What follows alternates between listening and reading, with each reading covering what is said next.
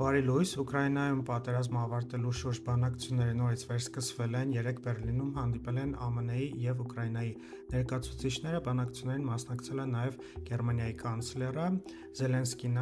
Ուկրաինայի կողմից, իսկ ԱՄՆ-ի կողմից հատուկ ներկայացուցիչ Սթիվ Ուիթկոֆը և Թրամփի փեսա Ջարեդ Կուշները։ Բանակցությունները տևել են 5 ժամ, ակնկալվում է, որ դրանք շարունակվել են նաև այսօր, երեկոյան դրանց միանալու են Մեծ Բրիտանիայի և Ֆրանսիայի լիդերները։ Այս պահի դրությամբ ամենակարևորը այն է, որ Զելենսկին երեկ հայտարարել է, որ Ուկրաինան պատրաստ է հրաժարվել ՆԱՏՕ-ին անդամակցելու իր ձգտումներից և ցանկություններից։ Փոխարենը Ուկրաինան ակնկալում է կնքել անվտանգային պայմանագիր Եվրոպայի և ԱՄՆ-ի հետ, որը կունենա հստակ իրավական ուժ և անվտանգային երաշխիքներ կտրամադրի Ուկրաինային։ Շատ էքսպերտներ արդեն համեմատում են սա Հարավային Կորեայի մոդելի հետ։ Այստեղ գլխավոր հարցը այն է, որ այս հայտարարությունը մի տեսակ ուշացած է թվում, որովհետև եթե Ուկրաինայի իշխանությունները պատրաստ են հրաժարվել ՆԱՏՕ-ի անդամակցությունից, ապա ինչու դա չեն արել տարիներ առաջ, միգուցե դրանով հնարավոր կլիներ կանխել պատերազմը ընդհանրապես և Ռուսաստանը չհարձակվեր, եթե Ուկրաինան հստակ ցույց տար, որ չի ձգտում ՆԱՏՕ-ին միանալու, ամեն դեպքում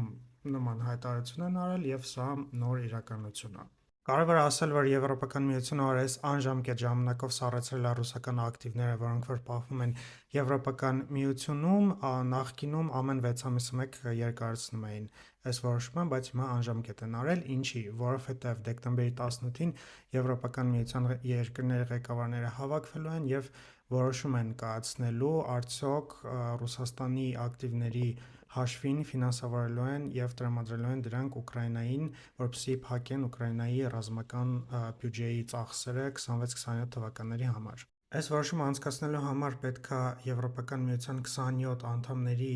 առնվազն 15-ի կողմ ձայնը, ու այնպես չի, որ Եվրոպայում այս հարցի շուրջ կա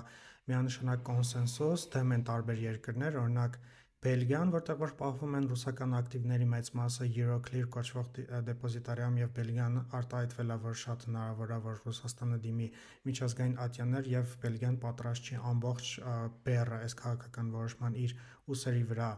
կրել, դեմ են արտահայտվել իհարկե Իտալիան, Վենգրիան և այլն, և սա իսկապես շատ աննախադեպ որոշում է, որը մեծ ռիսկեր է պարունակում և իրավական, և ֆինանսական, և տնտեսական։ Ես իհարկե կհետևեմ զարգացումներին, իսկ դուք բաժանորդագրվեք, լայքեք, տարածեք, գրեք մեկնաբանություններ, մերսի։